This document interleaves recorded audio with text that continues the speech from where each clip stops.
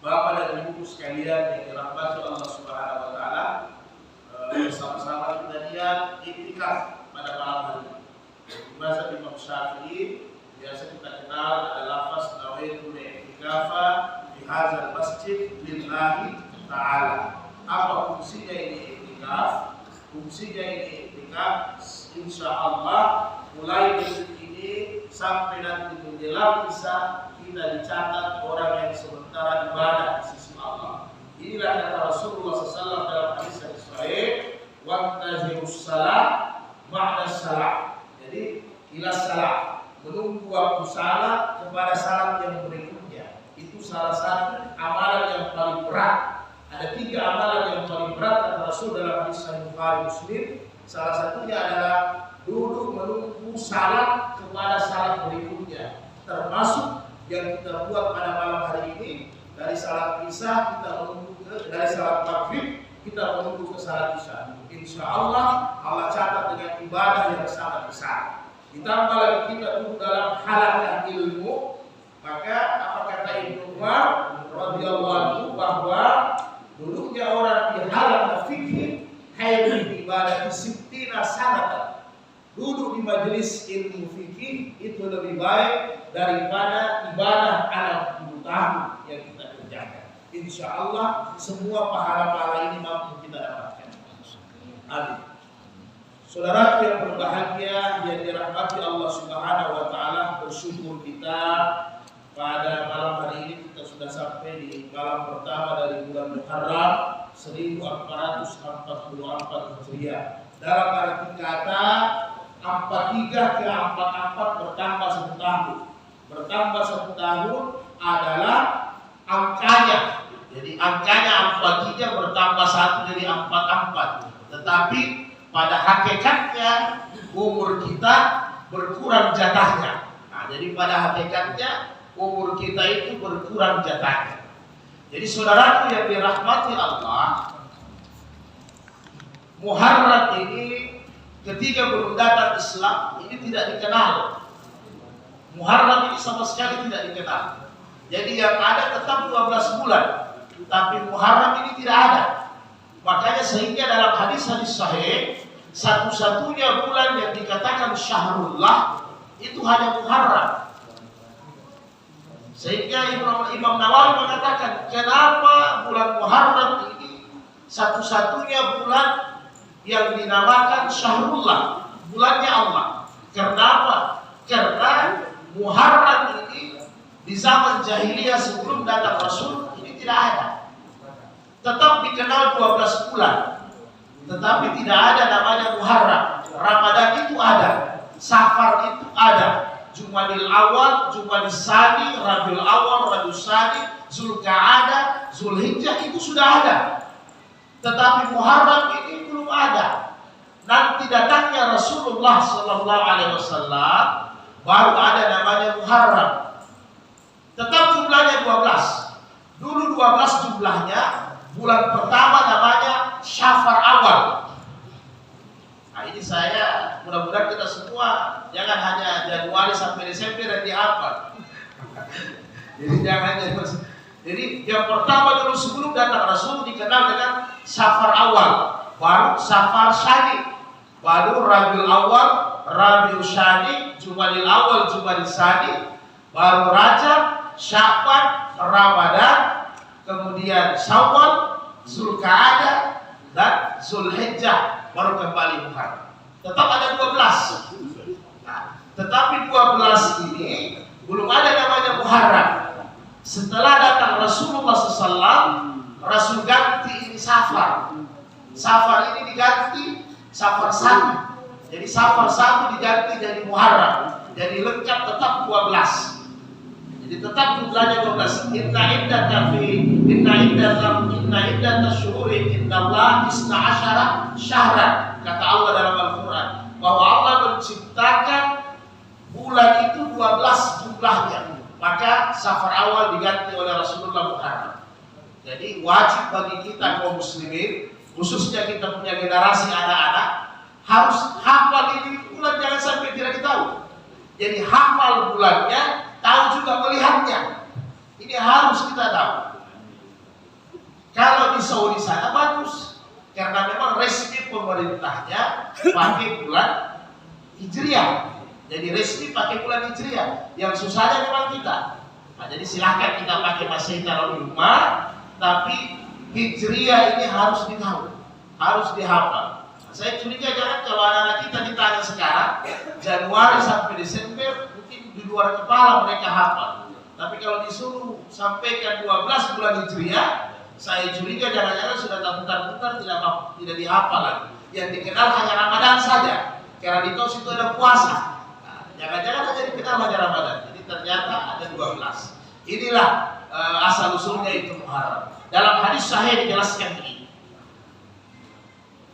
Dari Abu Hurairah riwayat Muslim bahwa afdalus syami ba'da Ramadan. Jadi kenapa tertera ada Muharram itu bulannya Allah. Afdalus syam ba'da Ramadan, puasa yang termulia sesudah Ramadan yang afdal adalah Syahrullah Muharram, kata Rasul dalam riwayat Muslim. Adalah puasa pada tanggal 10 Muharram Asyura.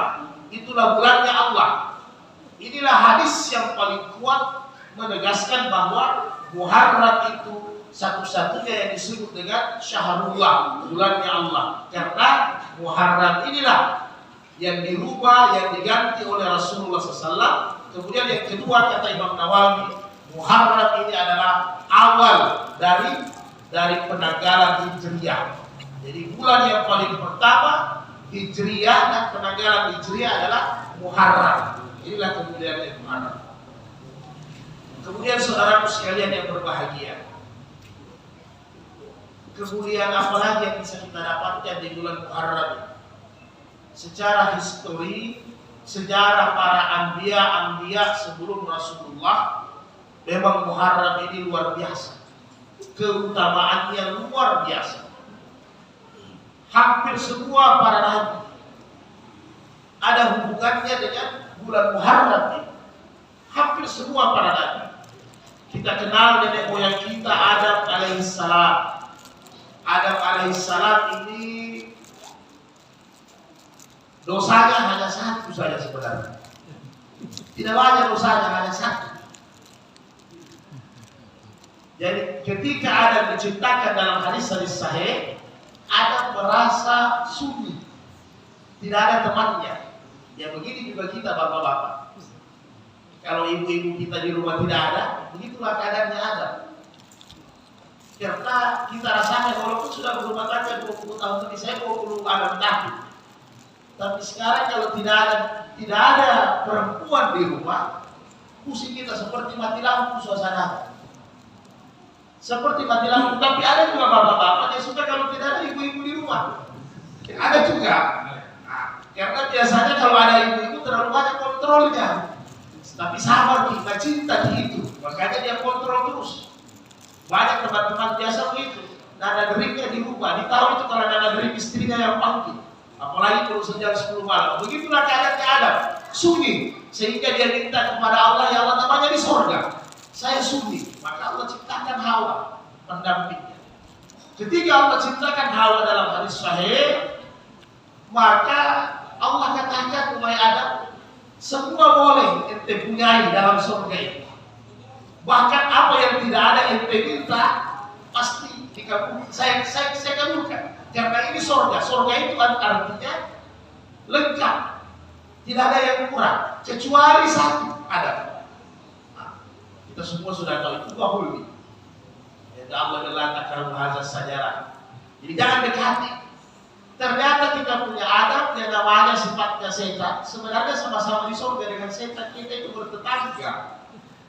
Bertetangga kita dengan setan. Tapi itulah setan iblis itu goda, disentuh itu buah ini sebenarnya banyak penafsirannya dari para ulama tafsir. Nah, tapi kapan-kapan kita tafsir. Yang jelas buah itu adalah buah khuldi. Sehingga setan bisikkan itu khuldi artinya kekal dalam bahasa Arab. Jadi ini sebenarnya Adam ini sengaja setan bilang, Allah katakan jangan makan karena Allah memang mau keluarkan kau dari surga ini. Karena itu huldi kan kekal. Justru kalau kau makan tetap berada di dalam surga. Dimakan. Satu saja dosanya ada. Sehingga Allah ihbitu ila minal jannah ilal ard. Gara-gara dosa itu diturunkan Adam, dikeluarkan dari surga. Bahasa kasarnya diusir. Bahasa kasarnya begitu. Hanya gara-gara satu dosa. Yang repotnya kita, keturunannya, cucu-cucunya. Banyak dosa tapi ingin masuk surga. Jadi banyak dosa ingin masuk surga. Jadi hanya satu saja yang dilakukan. Maka dengan dosa itu apa yang terjadi? Adam alaihissalam luar biasa menyesalinya. Dalam hadis Hasan dijelaskan bahwa 40 tahun Adam itu sujud kepada Allah. Sujud apa? Sujud minta pengampunan dosa. Hanya satu dosa, sujud 40 tahun. Dalam Al-Quran terkenal istighfarnya Adam. Rabbana zalamna anfusana wa illam taghfir lana wa tarhamna lanakunanna minal khasirin. Satu dosa, ini istighfarnya Adam. Selama 40 tahun dia sujud. Sujud ini bukan sujud dalam keadaan tidur, tapi sujud dalam keadaan meneteskan air mata, menangis. Taubat selama 40 tahun. Maka di hadis Hasan yang lain dijelaskan 40 tahun itu Nabi Adam tidak pernah melihat itu langit. Tidak pernah matanya menghadap ke langit. Kenapa? Karena dia merasa bersalahnya luar biasa. Sehingga dalam hadis sahih yang lain, apabila air matanya Adam ini dikumpulkan, semua air matanya umat manusia sampai hari kemudian, air matanya Adam, air matanya taubatan nasuhanya Adam itu lebih banyak daripada kita punya air mata semua. Kenapa? 40 tahun menangis terus-menerus melakukan satu dosa. Nanti Allah kabulkan, pintu tobat baginya dibuka, pintu pengampunan oleh Allah ketika masuk Muharram, tepatnya pada tanggal 10 Muharram. Bagaimana kemuliaannya ini? Begitu juga Nabi Nuh yang kita kenal ulul azmi juga. Banyak tantangannya. 900 tahun berdakwah, umurnya 950 tahun. Yang ikut hanya 80 orang. Mungkin kalau ada imam masjid 80 tahun bagi imam, satu orang 1 tahun yang masuk masjid, tahun depan masuk lagi sana. Umur 900 tahun hanya 80 orang kurang lebih yang ikut itu Nabi Nuh, ajaran yang dibawa. Sampai puncaknya dia berdoa kepada Allah, saya tidak bisa buat apa-apa. Jadi bagaimana? Hancurkan saya, karena sudah terlalu mereka. Dan doa Nabi Nuh ini dikabulkan oleh Allah pada bulan Muharram. Dikabulkan oleh Allah. Kita kenal lagi bapaknya, nenek moyangnya Rasulullah Ibrahim alaihissalam, juga ulul azmi. Bagaimana yang terjadi? Ketika dia mendakwakan tauhid akidah, mendakwakan bahwa la ta'budu illallah, tidak ada yang disembah kecuali Allah, seperti ajaran Islam sama. Karena ajaran agama ini dari para nabi berantai, satu mata rantai yang sama, saling menyempurnakan. Ketika menyampaikan dakwah tauhid, ditentang oleh raja yang besar, Ramsus. Sampai-sampai yang terjadi, dihancurkanlah semua berhala-berhala. Walaupun mungkin pamannya sendiri yang membuat berhala juga, keluarga dekatnya juga membuat berhala. Dihancurkan semua. Dihukumlah Nabi Ibrahim alaihissalam. Dipanggang di api kurang lebih 40 hari 40 malam. Dimasukkan, dilemparkan ke api. Ya namanya Nabi pasti mukjizat, Pak. Tinggal Allah katakan, ya kuni bardan wa salamat ala Ibrahim. Selesai. Keluar kemarin tidak hangus, utuh. Bahkan dalam semua tafsir dijelaskan, tidak ada satu rambut pun terbakar hangus. Satu rambut pun ketika Ibrahim dilemparkan ke dalam api selama 40 hari dibakar. Tapi jangan kita pakai di ayat. Kalau kita yang pakai agak susah. Karena ini bukan dipakai sama Ibrahim, tapi Allah yang berikan mukjizat ke Nabi Ibrahim karena dia nabi. Jadi nabi itu tidak sembarang juga pakai mukjizat. Nanti darurat baru Allah kasih kelebihannya. Jadi jangan kita coba-coba pakai, Pak. Kalau kita pakai itu ayat api, dinginkan saya. Setelah kita keluar kembali bosok, Pak Agus. Jadi tidak sama, para nabi sama. Ini diselamatkan sampai dikeluarkan 40 hari, tepatnya pada bulan Muharram, keluar dari api itu pada tanggal 10 Muharram. Ini Nabi Ibrahim. Nabi Yunus kita kenal bagaimana perjuangan dakwahnya sampai putus asa. Setelah dia putus asa, ringkas cerita, dilemparlah di laut yang dikenal dengan Salasa Zulumat, 3 kegelapan. Kegelapan malam hari, kegelapan dalam laut paling bawah, kemudian kegelapan dalam perut ikan. Jadi 3 kegelapan didapat Nabi Yunus alaihissalam. Nanti dibuktikan baru dia menyesal. Yang namanya menyampaikan agama tidak boleh kita putus asa, harus istiqamah dan kuat. Tidak boleh merasa orang-orang ini semua berdosa sehingga kita merasa lemah. Di sini dia istighfar, la ilaha illa anta subhanaka inni kuntu minaz zalimin. Ini istighfarnya Nabi Yunus. Dengan istighfar ini Allah terima pada bulan Muharram, tepatnya 10 Muharram Asyura. Terlempar dari mulut ikan Nabi Yunus keluar. Ini semua terjadi di bulan Muharram, saudara-saudara yang dirahmati Allah. Inilah kenapa luar biasanya ini bulan Muharram. Tetapi kelebihannya ini yang kita amalkan, keutamaan yang kita amalkan, tentunya apa-apa yang dalam petunjuk baginda Rasulullah Sallallahu Alaihi Wasallam, tidak kurang dan tidak ditambah, tidak kurang dan tidak ditambah. Karena memang Asyura ini, apalagi Muharram ini, banyak juga hal-hal yang terlebih-lebih yang di luar daripada ajaran Islam, yang ditambah-tambah, jadi di luar daripada itu tidak. Jadi bagaimana caranya kita mensyukuri bulan Muharram ini? Mensyukuri tahun baru, atau bahasanya mensyukuri nikmat umur yang panjang. Jadi semua bisa. Muharram ini ulang tahunnya tahun. Kemudian kita bersyukur, bagaimana caranya bersyukur? Maka Rasulullah memberikan contoh kepada kita sekalian. Yang pertama, amalan yang kita buat seperti para nabi-nabi terdahulu. Tentunya introspeksi, muhasabah. Ini yang pertama. Jadi kalau tahun Masehi biasa ada namanya kaleidoskop. Direplay kembali semua satu tahun. Begini keadaan kita yang dianjurkan oleh Nabi. Mulai kita berpikir dalam satu tahun dosa-dosa, kesalahan apa yang sudah kita buat. Jangan pahala yang kita hitung, jangan amal saleh kita yang kita hitung, dosa. Mulai kita berpikir selama satu tahun, ya Allah muhasabah. Yang kata Umar bin Khattab, hasibu anfusakum qabla an yuhasab. Hisab, hitung dirimu sebelum nanti Allah akan menghitung kita sekalian. Ini yang kita buat. Bagaimana ada seorang tabi'in namanya Rabi al-Husayn.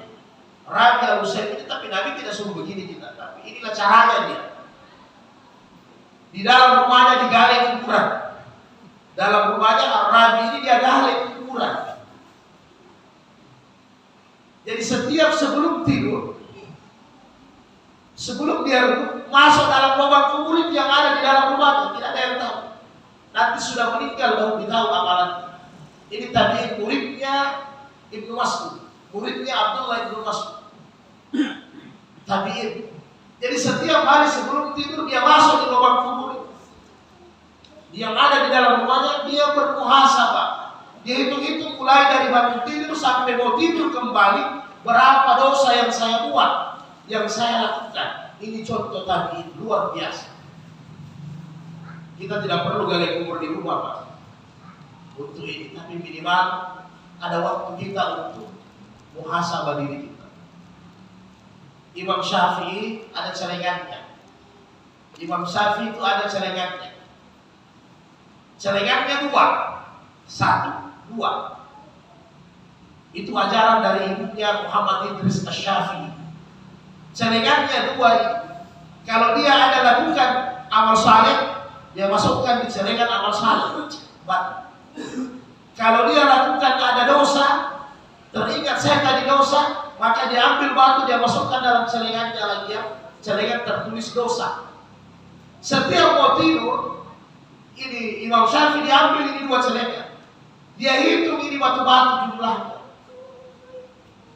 Mana yang banyak isinya. Kemudian dia bermuhasabah, dia ingat ini dosa-dosanya. Inilah orang-orang dulu luar biasa.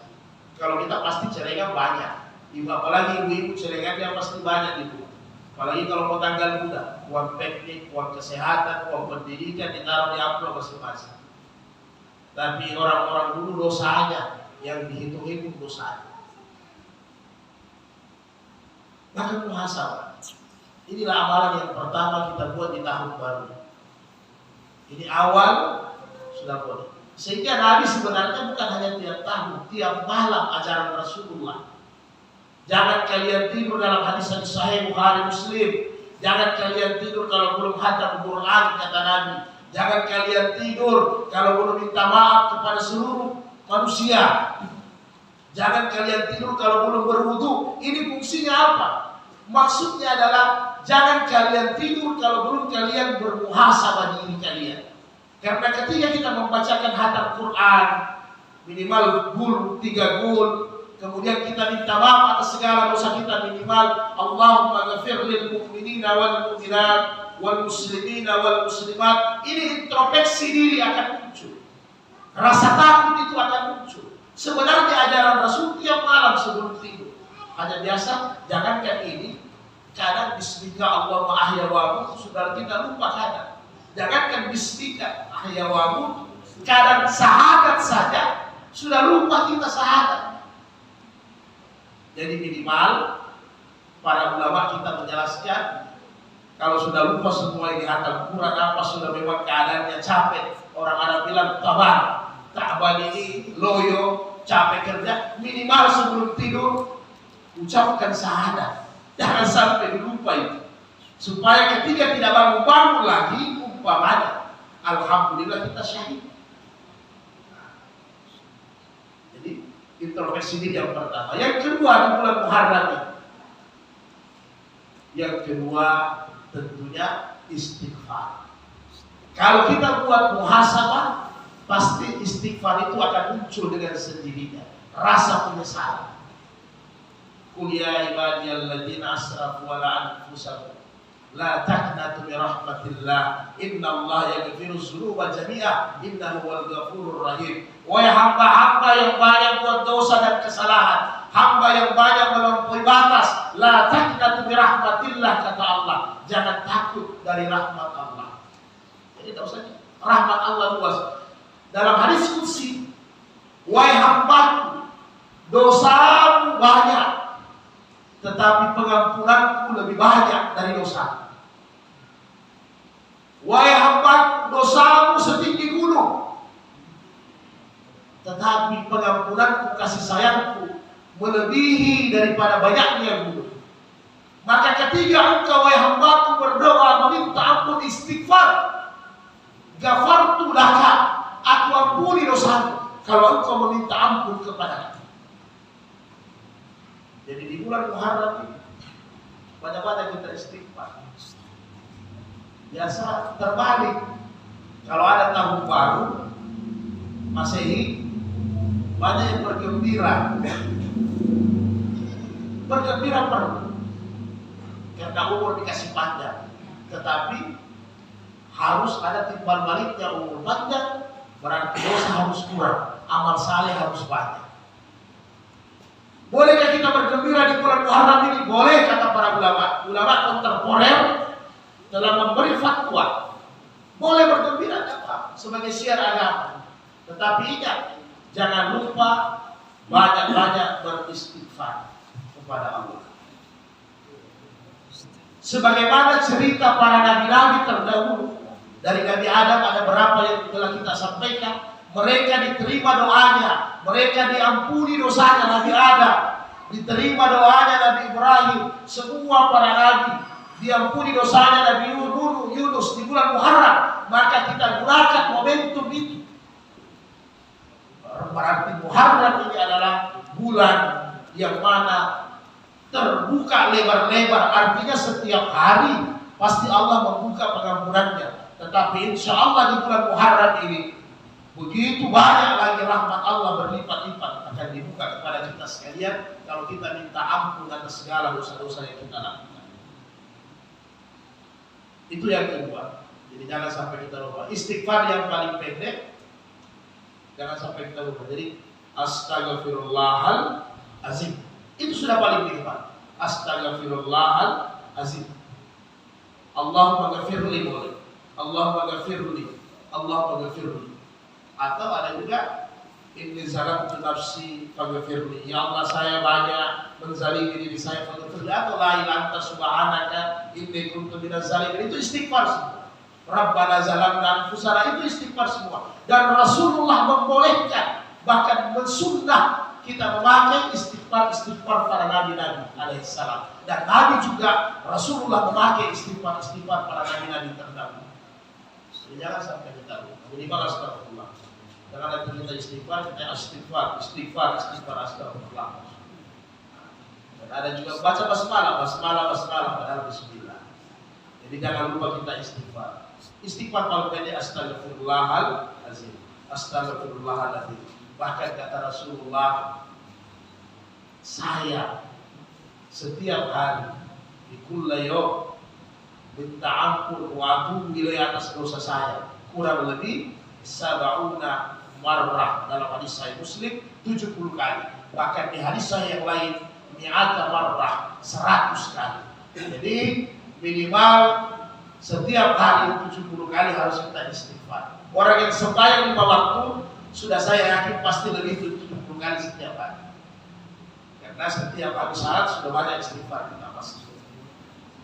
Itu ya. Kemudian yang ketiga, sebagai tanda syukur kita,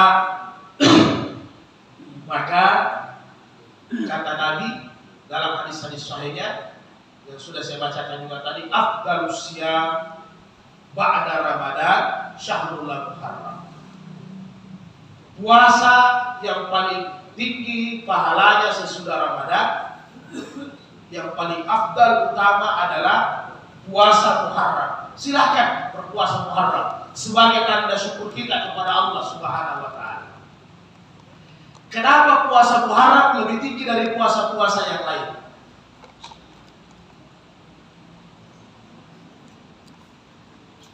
Kenapa puasa Muharram lebih tinggi daripada puasa 9 Zulhijjah, puasa Arafah? Kenapa lebih tinggi daripada Yaumul Bid, puasa tiap hari 3 bulan? Padahal nilai pahalanya jauh lebih banyak. Puasa Syawal juga dijelaskan oleh para ulama hadis, karena sebelum adanya perintah puasa Ramadan, puasa yang diperintahkan orang Islam adalah puasa Muharram. Sebelum adanya puasa Ramadan 30 hari, Rasulullah dengan sahabat melaksanakan puasa Muharram. Setelah datang ayat 183 di Al-Baqarah untuk puasa Ramadan, maka puasa Muharram ini menjadi puasa yang kedua. Sehingga puasa Muharram ini paling afdal sesudah puasa Ramadan. Sama dalam hadis sahih Nabi, afdalus salati ba'da salatil maktubah. Salat yang paling afdal sesudah salat wajib 5 waktu, yaitu salatul lail, yaitu salat dilaksanakan pada malam hari. Apakah dia tahajud, apakah dia taubat, apakah dia hajat, apakah dia istihara, itu salat yang dilaksanakan malam hari, salat yang terbaik sebagaimana puasa Muharram. Jadi berpuasa. Bagaimana tata cara puasa Muharram? Puasa Muharram yang paling dianjurkan yaitu pada tanggal 10. Ada 3 cara. Yang paling tinggi yaitu kita berpuasa Muharram pada tanggal 10 yang disebut dengan Asyura. Yang disebut dengan Asyura. Dalam hadis-hadis sahih Muslim, Bukhari, Tirmizi, An-Nasa'i, Rasulullah ditanya oleh Abi Qatadah, sahabat, su'ila 'anil Nabi sallallahu alaihi wasallam an shaumi yaum Asyura. Bagaimana caranya, keutamaannya puasa Asyura? Maka kata Nabi, hiya yukaffiru sannatal madiyata wal bakiyata. Puasa 10 Muharram menghapuskan dosa selama 1 tahun. Dosa kecil, yaitu tahun yang lalu. Ini puasa yang tertinggi di bulan Muharram, yaitu puasa pada tanggal 10 Muharram. Kemudian masih ingin kita berpuasa lagi, maka boleh. Puasa yang kedua adalah Tasyi'ah, yaitu pada tanggal 9 Muharram. Jadi 9, 10. Jadi puasa yang kedua pada tanggal 9. Kenapa ada ini puasa tanggal 9? Ketika Nabi sampai di Madinah, puasa Muharram ini dalam hadis-hadis sahih dijelaskan sudah dilaksanakan oleh penduduk Madinah Yahudi. Nasrani juga laksanakan ini puasa Muharram pada tanggal 10. Yahudi kenapa? Nabi Musa diselamatkan oleh Fir'aun pada saat laut itu terbelah dengan tongkatnya. Itu pada tanggal 10 Muharram. Sehingga orang Yahudi berpuasa pada tanggal 10 Muharram. Orang Nasrani juga berpuasa pada tanggal 10 Muharram. Yang disebut dalam agama Nasrani Paskah. Nabi Isa naik ke langit. Sehingga mereka berpuasa juga di bulan Muharram. Maka ketika ini yang terjadi, maka kata Nabi, bedakan puasa kita dengan mereka. Sehingga kata Nabi, apabila saya hidup di tahun depan, dalam Sahih Muslim, saya akan berpuasa pada tanggal 9 Muharram. Sehingga 9 Muharram ini boleh kita berpuasa. Bedakan kata Nabi puasa kita dengan puasa agama Yahudi. Itu puasa yang kedua, 10 dan 9. Kemudian puasa yang ketiga. Bagaimana kita mau puasa di bulan Muharram? Boleh. Tanggal 1 boleh. Sesudah tanggal 10 boleh. Hampir setengah Muharram kita berpuasa boleh. Tetapi landasan hadisnya adalah hadis yang pertama tadi dari riwayat Muslim. Itu landasan hadisnya. Bahwa berpuasa yang terbaik sesudah Ramadan adalah berpuasa di bulan Muharram. Jadi boleh berpuasa pada tanggal 1 besok, silahkan. Tetapi jangan ambil berpuasa di bulan tanggal 1 Muharram, ambil hadis yang landasannya bukan hadis dhaif, bahkan hadis palsu. Itu tidak boleh. Innal a'malu binniyat. Kalau ambil dari dasar hadis palsu, maka puasa kita tidak benar secara hukum. Secara hukum. Mana itu hadisnya? Ada hadis palsu yang orang pakai untuk puasa tanggal 1 Muharram. Itu tidak boleh. Yang berbunyi kurang lebih, barang siapa berpuasa pada tanggal 1 Muharram, dia diampuni dosanya 50 tahun. Nah, ini bukan hadis dhaif lagi. Sepakat semua ulama hadis. Kalau hadis dhaif masih ada di kitab hadis, tapi dia hadis palsu. Bayangkan kalau 50 tahun dosa diampuni. Kenapa? Bukan hanya riwayat sanadnya hadis ini yang berdusta, tetapi matannya, isinya hadis itu juga palsu luar biasa. Karena kalau hadis lemah, itu isinya masuk dalam logika, itu namanya hadis lemah. Isinya masuk akal. Hanya ada perawinya yang bawa berita itu bermasalah. Karena perawi bermasalah ini misalnya pernah cerai, tinggalkan istrinya, ini bermasalah. Pernah dia pukul hewan ternak dengan cambuknya, ini bermasalah. Kalau Imam Bukhari tidak terima hadis-hadis yang begini. Imam Bukhari pernah teliti satu hadis. Ini hadis matanya sudah betul, sudah saling menguatkan dengan hadis yang lain. Ketika dia datang di rumahnya, orang yang meriwayatkan salah satu hadis itu, dia ada panggil ontanya. Dia panggil makan dengan tangan kosong.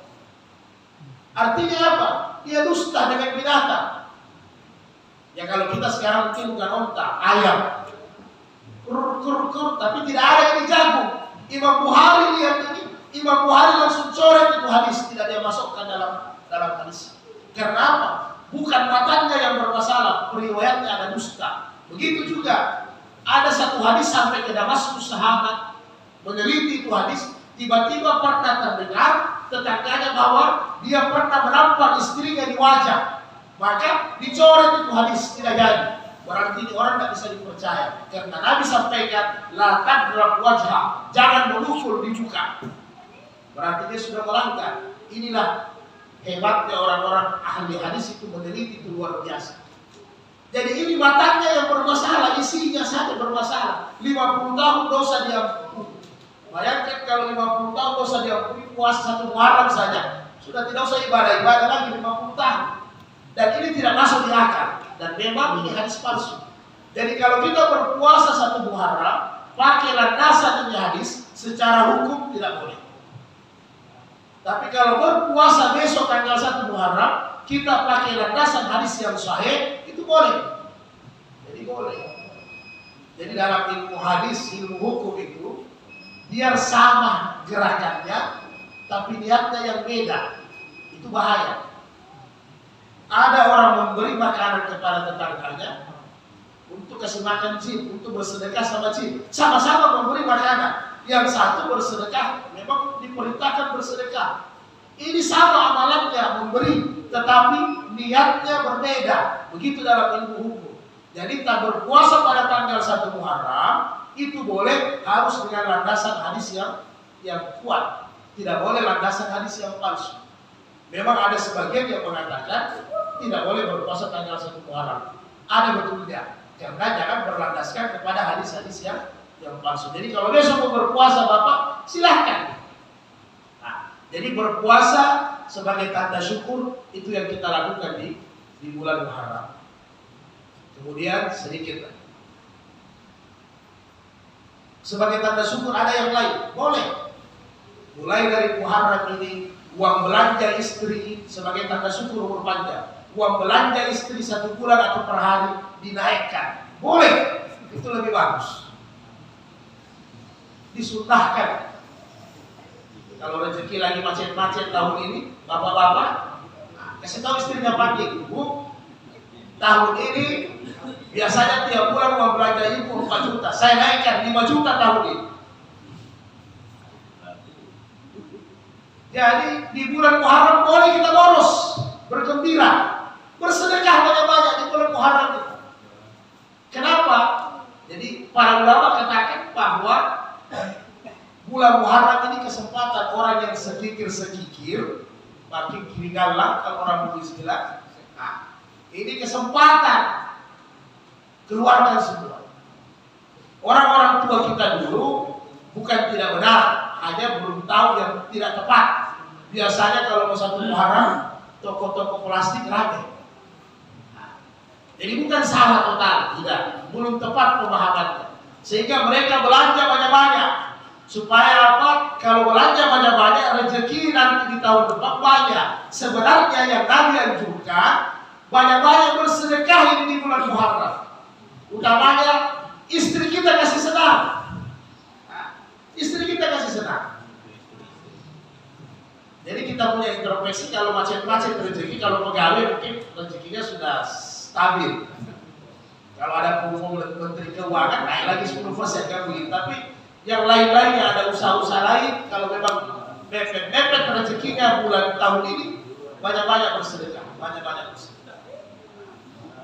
Karena banyak biasa laki-laki yang salat, laki-laki yang beriman, sama sahabatnya dia boros, sama teman-temannya dia boros.